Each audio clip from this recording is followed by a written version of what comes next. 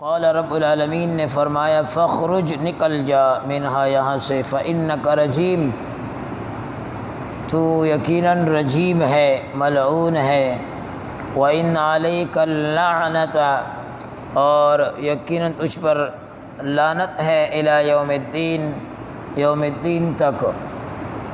قال، کہا شیطان نے، رب پروردگار، فانظرنی، مجھے مہلت دے، الی یوم یبعثون، یوم یبعثون تک۔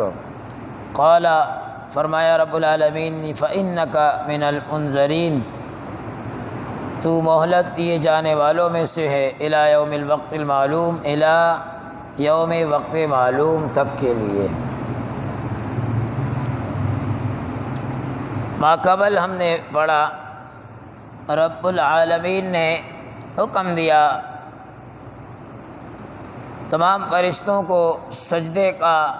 حضرت آدم علیہ السلام کا پتلا جب بن گیا اور اس میں جب روح امر ربی ڈالی گئی تو سارے فرشتے جھک گئے، لیکن شیطان نہیں گیا سجدے میں، بسبب غرور کے، تکبر کے، نخوت کے، گھمنڈ کے۔ اور جب پوچھا گیا تو کہنے لگا کہ میں بہتر ہوں اس سے، انا خیر من، خلقتنی من نار وخلقتہ من طین۔ بہتری کی وجہ کیا ہے؟ وہ یہ کہ مجھے آگ سے بنایا، اس کو مٹی سے بنایا۔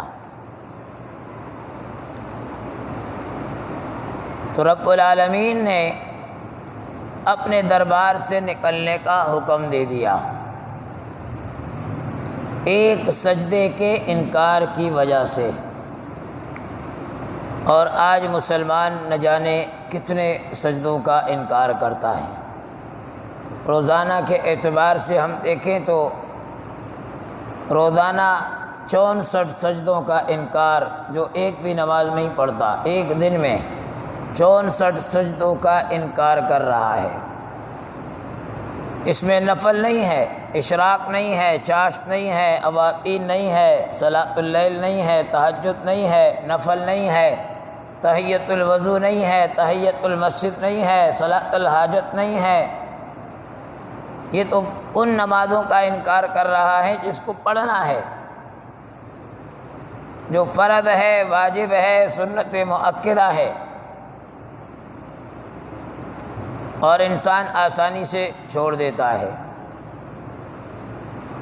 فرمایا نماز کی اسلام میں ایسے حیثیت ہے جیسے انسان کے جسم میں سر کی حیثیت ہوتی ہے۔ انسان کا ہاتھ نہ ہو انسان زندہ رہ سکتا ہے، ٹانگیں نہ ہو انسان زندہ رہ سکتا ہے، گردہ نہ ہو پھر بھی زندہ رہ سکتا ہے، لیکن سر نہ ہو تو زندہ رہنا مشکل ہے۔ اور اس نماز کو ہم بڑی آسانی کے ساتھ، بعض دفعہ چلتے ہوئے کسی سے کہہ دیتا ہوں کہ بھئی چلو نماز کے لیے، نماز کا وقت ہے، جی آ رہے ہیں، وہ اصل میں کپڑے تھوڑے صحیح نہیں ہیں۔ تو میں حیران رہ جاتا ہوں کہ کپڑے تو عورت اگر کہتی ہے کہ صحیح نہیں ہے تو سمجھ میں آتا ہے، کیا مرد کو بھی حیض آنا شروع ہو گیا کیا جو اس کے کپڑے خراب ہو گئے؟ الامان والحفیظ۔ تو شیطان کو اللہ نے نکالا۔ قال، رب العالمین نے فرمایا فخرج منہا، نکل جا یہاں سے، انک رجیم، تو ملعون ہے، لعنتی ہے، نکل جا یہاں سے۔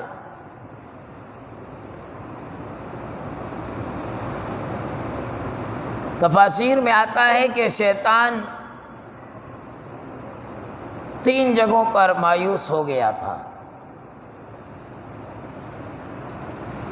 پہلا، جب اللہ رب العالمین نے فخرج منہا فإنک رجیم کہا، نکل جا یہاں سے، بڑا جھٹکا لگا۔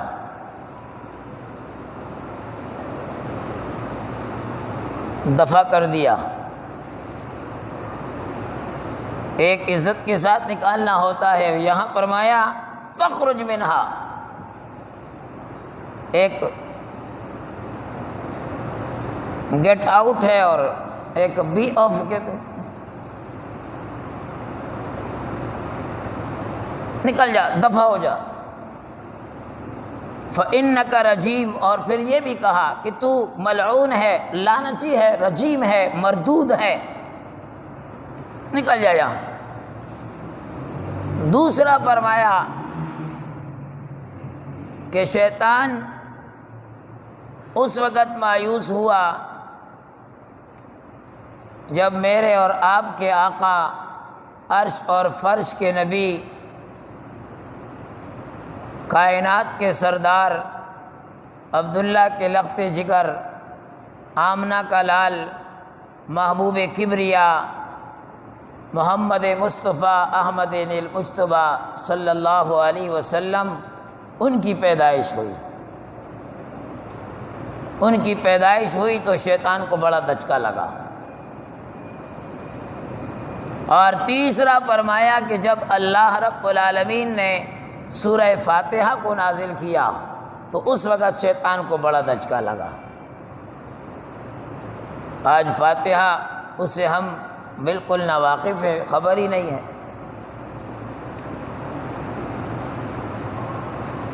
کہ اللہ رب العالمین نے فاتحہ میں پورے قرآن کو، صرف قرآن ہی نہیں، توریت، زبور، انجیل کو بھی رکھ دیا ہے۔ سارا نچوڑ اس میں اللہ رب العالمین نے رکھ دیا۔ فرمایا اپنے بیمار پر پڑھ کر دم کر دو، انشاءاللہ اس کی برکت سے اللہ شفا دے دے گا۔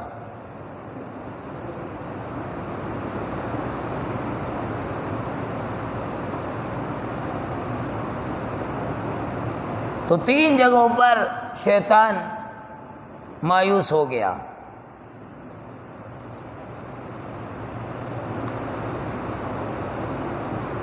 ایک اسرائیلی روایت میں آتا ہے،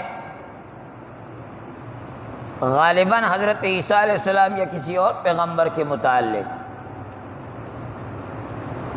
کہ شیطان نے ملاقات کی ان سے،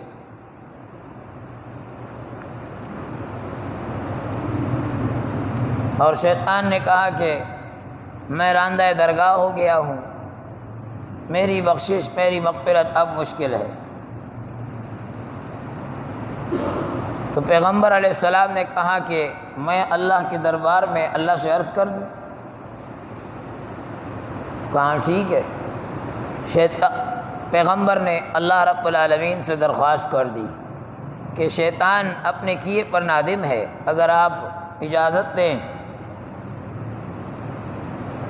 تو رب العالمین کی طرف سے آواز آئی کہ ٹھیک ہے۔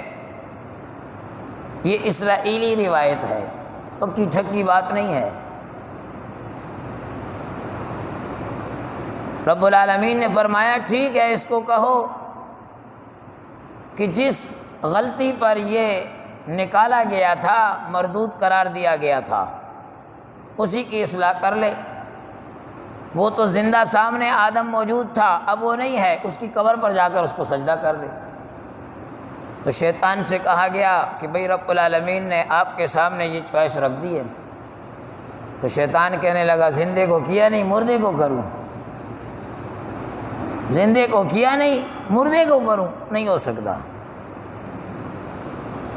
تو اب آپ یہاں سے یہ بھی اندازہ لگائیں کہ جو لوگ مردوں کو سجدہ کر رہے ہیں وہ شیطان سے بڑھ کر ہیں کہ نہیں ہیں؟ وہ تو شیطان سے بھی بڑھ کر ہو گئے، جو مردوں کے پاس جا کر قبروں پر وہاں جا کر سجدے کر رہے ہیں۔ الامان والحفیظ۔ رب العالمین نے فرمایا نکل جا یہاں سے، فإنک رجیم، تو مردود ہے، وإن علیک اللعنۃ الی یوم الدین، اور تجھ پر لعنت کی گئی الی یوم الدین تک، روز جزا تک، آخرت قیامت کے دن تک کے لیے لعنت کی گئی۔ اللہ اکبر کبیرہ۔ اور اللہ رب العالمین جب کسی پر لعنت فرماتے ہیں اپنے نافرمان بندے پر، فرمایا اس کا اثر 7 پشتوں تک رہتا ہے۔ لعنت ہو گیا، یہ لعنتی ہو گئی، لعنتی ہو گیا، یہ اس پر لعنت ہو گئی۔ اللہ اکبر کبیرہ۔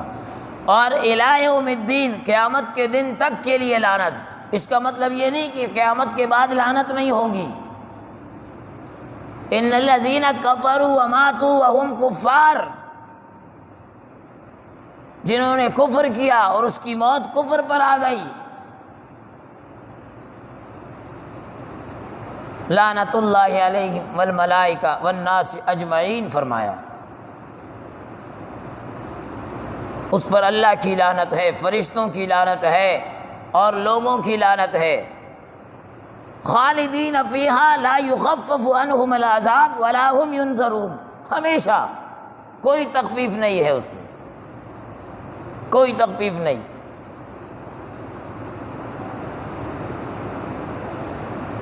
حدیث میں آتا ہے ایک جگہ آپ صلی اللہ علیہ وسلم نے فرمایا، امی عائشہ رضی اللہ تعالی عنہا کی روایت ہے، 6 آدمیوں پر آپ نے فرمایا یہ لعنتی ہیں، 6 آدمی۔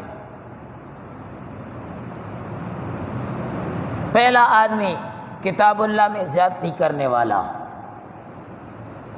کتاب اللہ، اللہ کا قرآن، اس میں زیادتی کرنے والا۔ یہ زیادتی الفاظ کے اعتبار سے ہو، معانی کے اعتبار سے ہو، ہر اعتبار سے۔ معنی ایک ہے، بیان دوسرا کر رہا ہے،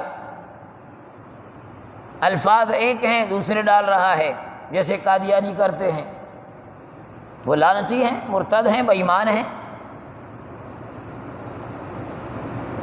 کتاب اللہ میں زیادتی کرنے والا۔ دوسرا فرمایا تقدیر کو جھٹلانے والا، یہ آدمی بھی لعنتی ہے، جو اللہ نے تقدیر میں لکھ دیا ہے،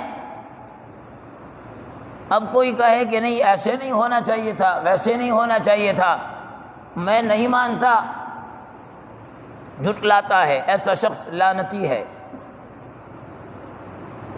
اور تیسرا فرمایا زبردستی غالب آنے والا،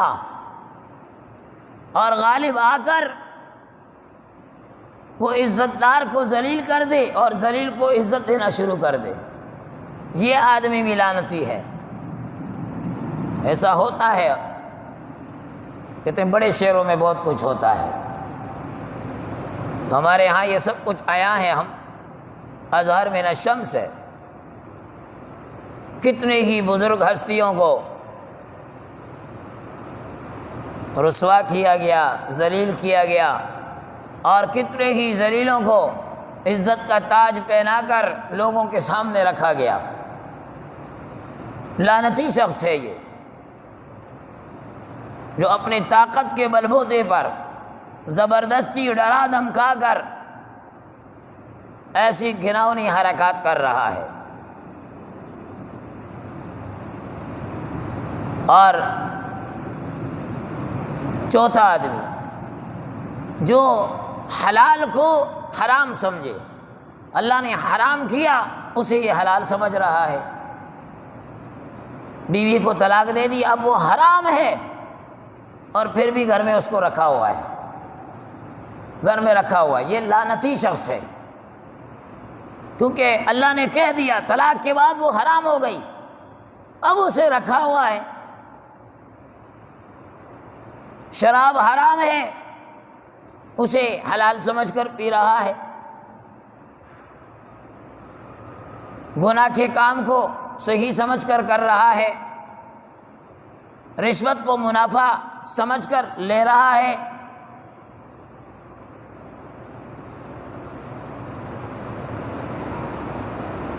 تو یہ ساری چیزیں جس میں پائی جائیں وہ لعنتی ہے۔ اور 5ویں چیز فرمائی کہ اللہ نے اہل بیت کی حرمت کو جو حرام کیا ہے اسے کوئی حلال سمجھے۔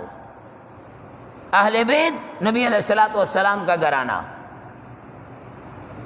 اہل بیت میں کوئی ایک آدمی شامل نہیں ہے۔ ہم سمجھتے ہیں کہ نہیں بس صرف نبی کی بیٹی شامل ہے، نواسے شامل ہیں۔ بھائی آپ کسی سے پوچھتے ہیں آپ کے گھر والے کیسے ہیں، تو گھر والے میں بیوی بچے بچیاں سب آ گئے، سب آ گئے۔ اب کوئی کہے کہ نہیں گھر والوں میں بچے شامل ہیں بیوی نہیں ہے، تو یہ بے وقوف ہو سکتا ہے۔ تو اہل بیت کے اندر آپ کی تمام ازواج مطہرات وہ سب شامل ہیں۔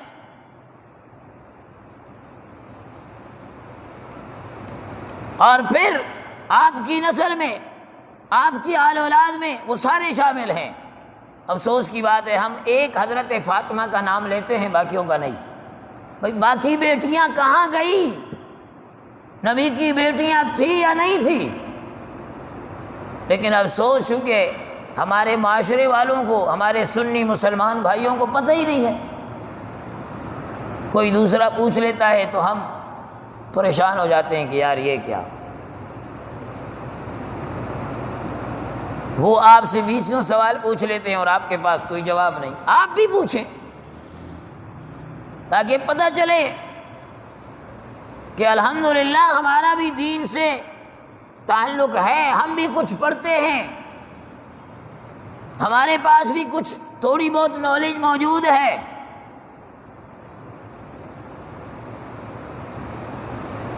اب حضرت حسین آپ دیکھیں ان کا کتنا نام لیا جاتا ہے، بڑی شخصیت ہے، لیکن حسین کا بڑا بھائی حسن بھی تو شہید ہوا ہے، ان کی شہادت کا پتہ ہی نہیں، کب شہید ہوا، کیوں شہید ہوا، اس کا تذکرہ نہیں۔ اور پھر ابھی جو گزرا چیلم، تو چیلم حضرت حسین کا، علی کا کیوں نہیں؟ علی کا بھی تو چیلم کرو، بی بی فاطمہ کا بھی تو چیلم کرو، حسن کا بھی تو چیلم کرو، وہ اہل بیت ہیں، ایک کا کر رہے ہو۔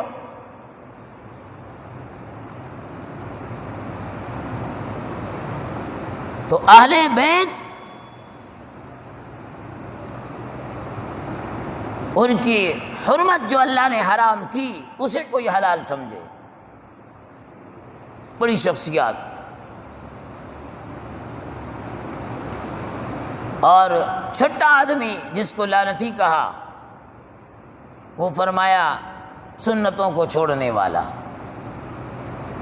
خواہ مخواہ میں ایک آسان سی سنت ہے، ہم اسے آسانی کے ساتھ چھوڑ دیتے ہیں، ترک کر دیتے ہیں۔ پانی کو بیٹھ کر پینا ہے، سنت عمل ہے، اب اس میں کیا وقت لگے گا؟ بلکہ آپ کی سائنس کہہ رہی ہے جو کھڑے ہو کر پانی پیتا ہے، پانی سیدھا پیشاب کی نالی تک پہنچ جاتا ہے، تو آپ کو کوئی فائدہ ہی نہیں ہوا پیا۔ اور اگر بیٹھ کر پیتا ہے تو اب جوڑوں میں ہر جگہ موڑ آ گیا، اب پانی پیو گے اب وہ رک رک کر جائے گا، تو آپ کو جہاں اندر جن جن چیزوں نے فائدہ لینا ہے وہ فائدہ لے سکیں گے آرام کے ساتھ، آسانی کے ساتھ۔ بہرحال رب العالمین نے شیطان کو لعنتی قرار دیا اور فرمایا الی یوم الدین، قیامت کے دن تک کے لیے تو لعنتی ہے۔ شیطان نے کہا قال ربی فانظرنی الی یوم یبعثون، اے پروردگار مجھے مہلت دے یوم یبعثون تک کے لیے، جس دن مردوں کو اٹھایا جائے گا اس دن تک کے لیے مہلت دے۔ قال فإنک من المنظرین، رب العالمین نے فرمایا مہلت دے دی تجھے۔ اب آپ اندازہ کریں کہ اللہ رب العالمین کی بات کا سامنے فیس ٹو فیس، آمنے سامنے انکار کیا۔ ایک باپ کے سامنے بیٹا آکڑ جائے نہیں کرتا، باپ کو کتنا غصہ آئے گا، اس کی شکل دیکھنا گوارا نہیں کرے گا۔ اور پھر رب العالمین کے سامنے شیطان نے انکار کیا، اور کوئی ایک دو آدمی نہیں، سارے فرشتے موجود، سب کے سامنے انکار کیا، نہیں کرتا سجدہ۔ اللہ کو کتنا غصہ آ رہا ہوگا، اور اس غصے میں یہ شیطان اللہ سے مہلت مانگ رہا ہے، تو معلوم ہوا کہ اللہ کی رحمت اللہ کے غضب پر حاوی ہے۔ اللہ کی رحمت اللہ کے غضب پر حاوی ہے، سبقت لے جاتی ہے۔ شیطان اس وقت جب کہ اللہ غضب میں ہے اللہ سے دعا کر رہا ہے، اور میرا اللہ ہر وقت رحمت میں رہتا ہے، رات کو آسمان اول پر آ کر اعلان کرتا ہے کوئی مانگنے والا میں دے دوں، ہے کوئی مغفرت کا طلبگار میں اس کی مغفرت کر دوں۔ اور ہم ان چیزوں سے ناواقف، ہم ادھر ادھر بھاگ رہے ہیں۔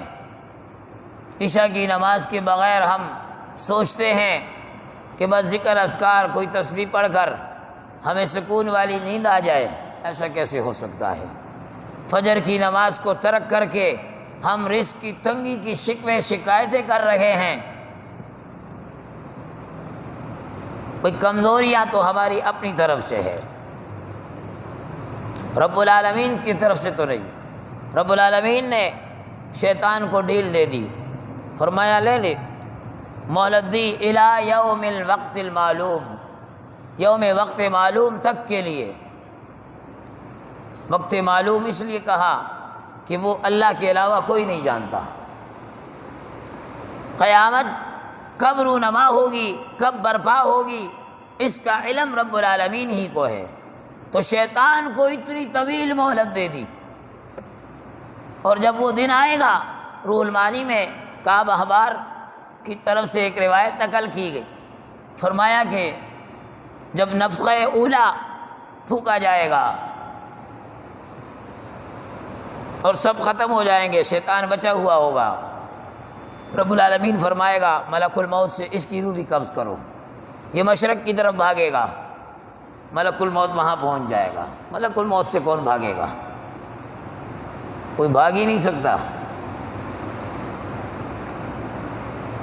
کوئی کہے کہ نہیں میں کسی سیفٹی والے ملک میں چلا جاؤں وہاں ملک الموت نہیں آئے گی، یا چاروں طرف سیکورٹی گارڈ کے بیچ میں کھڑا ہو جاؤں وہاں موت نہیں آئے گی۔